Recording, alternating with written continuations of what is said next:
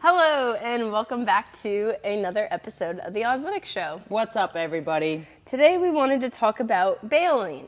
Yeah, like as in when we say bailing, we're talking about how many times have you gone for a lift and you're like, you know you can't do it, and you're like, what do I do now? No one's ever shown me. And I feel like it's really important for us to either share our experiences or the experiences that we've seen. I think Ari's going to be the best one to start with this one because of her experience. So you should definitely share that. I had a pretty bad experience. So like I've mentioned in other episodes, when I first started CrossFit, I knew nothing and I couldn't lift anything. I was super, super weak. And so it was really hard for me, like going through the strength movements because it was so foreign. But I was never taught how to bail, which is red flag number one. So I remember like vividly because it really traumatized me for a long time, and I had to like rebuild my confidence.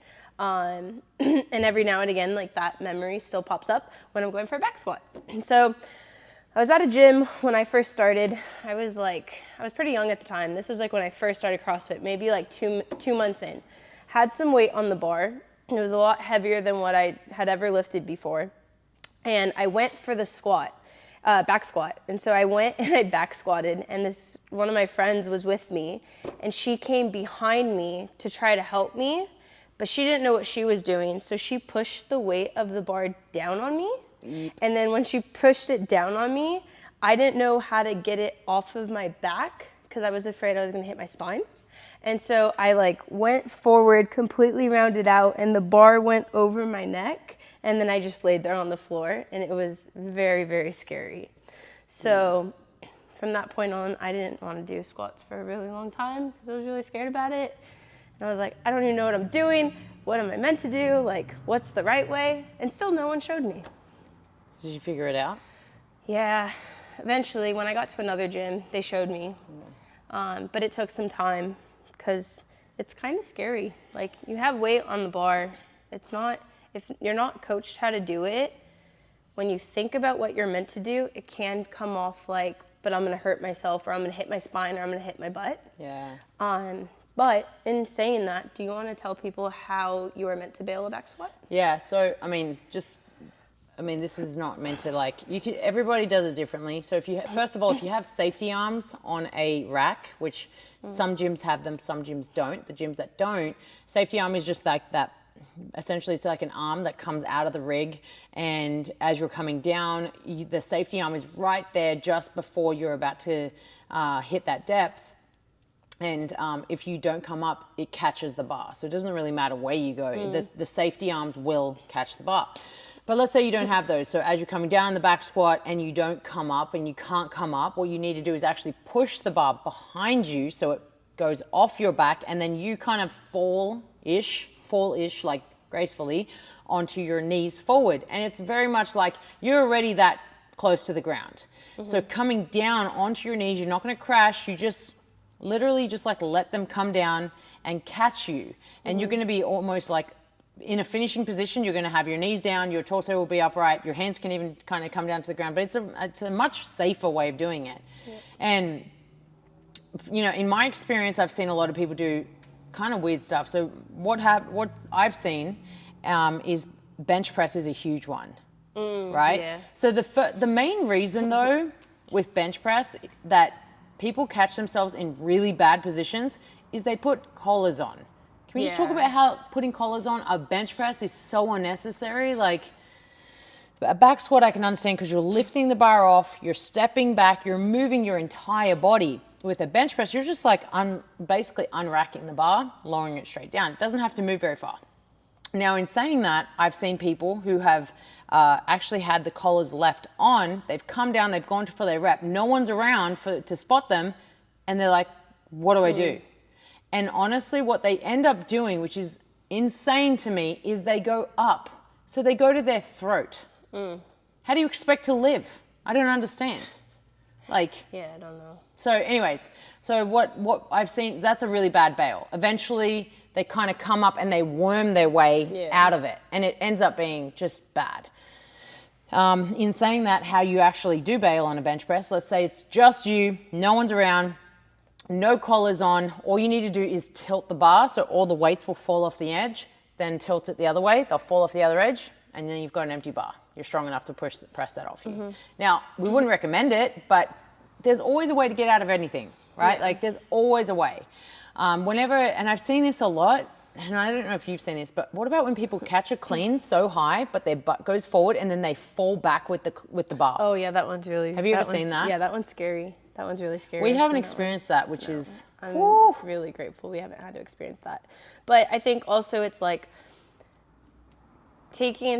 going from like now coach's perspective for us, like I've had that really bad experience with the back squat. So when I'm coaching in my classes, if we have back squats and I have anyone new in it, I make it a point to go over the bail just so that they feel safe. Like there is a way out if they don't get the weight, but also like give them the confidence of like, this is what you're going to do if this happens. But like, I'm going to be watching you to make sure like we're hitting appropriate numbers. Because you're going to come like, when you're doing strength training, there is going to come a point that you will have to bail. And you should bail, because if you're going for a lift and you don't make it, like if you never hit that point where you're putting that effort out, you're not going to build like the intended strength. Like when you're doing things in here, it's not meant to be easy. And if it's easy and you're going through the workouts fast and you're finishing them unbroken, like yes, you're going to get fitter, but if your goal is to get stronger, you have to push yourself in and challenge yourself. Like get uncomfortable and do hard things. And I'm so big on this. And I actually like kind of leading into the bailing, it's kind of like gears with it. But I had a couple of these conversations come up this week where they have a goal of wanting to get stronger and wanting to improve and like gain lean body mass and everything. It's like you have to get uncomfortable. And I think sometimes people have well, if I go heavier, I'm going to be slower and then I'm going to be last. Yeah. And it's like, yes, technically you might be, but that's where it comes back to being intentional in what you're doing in your workouts. Like if you want to get stronger, pick a couple days where you get uncomfortable and you grab a heavier set of dumbbells or you throw on a little bit more weight with the intention that this is going to be harder for me and I'm not trying to go unbroken and just like breeze through things. Like change it up and like pick your intention and execute that. Yeah, and I'm going to kind of like, I guess, combat that with not all the time, right? Like you don't want to be going for 1 rep maxes, 5 rep maxes, 10, whatever it is, rep maxes. You shouldn't be going for that all the time. Reason for that is because your central nervous system can't handle that. So if you are going to be going for these like heavy lifts, don't make them so frequent. But when you do go for them hard, be very intentional, and always know how to bail. Always know how to bail. Like you should know. If you don't know, you definitely need your coach to show you, or you need to reach out to someone to show you, just to keep you safe. Because, I mean, look, CrossFit get such a bad rap for injuries. And honestly, a lot of the time is because, one, they are lifting way too much for where they're at. Yeah. And then they don't even know how to bail. So then, of course, injuries are going to happen, you know? And like, it's crazy when we hear about this, or we see it even, and we're like, that could have been so avoided. Had they been shown this, or had the progression been this, they would have avoided that. No, absolutely. And I think that's like also, it's like for us when we're coaching, our biggest thing before you go and you add load is we, like us as coaches in here, we make sure that your technique and your form and your mechanics are proper and are correct. Because if you're lifting, if you do, or okay, I'm gonna go heavy, and then your technique goes out the window, like we don't want that. You know, you have to have good mechanics and lifting it, but start to introduce the heavier loads so that you develop the strength, but you also develop the confidence. Because a big thing, especially with the things that we do in here, there is a level of confidence that comes with them. So that's right. So we want to encourage you guys, like, always know how to bail out of everything. If there's any specific movements that you want to know how to bail from, happy to share it. I mean, I will say that one of my best bailing techniques that I feel like I do is the snatch. You're really good at that one. So if I, like, you know, there's been a couple of times where I've caught the bar just a little too behind me, and I don't want to try and pull it forward because I don't want to ruin my shoulders. So what I do is I actually just let it go behind me and I move forward. And that is a hard one, I'm not going to lie. For me, it comes naturally. It just feels like that's the best thing for me to do rather than fall back, because I really don't want that bar to be landing on anywhere near my head. So I always just get my body to go forward. I just let go, and I let the bar continue going that direction behind me while I go the opposite direction. So a lot of the time, if you just do that with anything that you have, go the opposite direction to where the weight is. Yeah. That's probably the biggest takeaway there. Right, yeah. The snatch is a hard one though, because you have it over, it's like you have to go behind and go forward. So it gets a little bit funky with like the looking at it at a glance, like, okay, that's kind of scary. Yeah. Front squat, I think, and clean would be the easiest, because you're just pushing the weight away from you and you're taking a step back. Can we just talk about, real quick, the handstand push-up? Oh my gosh. A bail? A bail that ends up being a fall onto your head, neck, and shoulder. Yeah. I know a couple of people. You know a couple of people that have done it. I was one.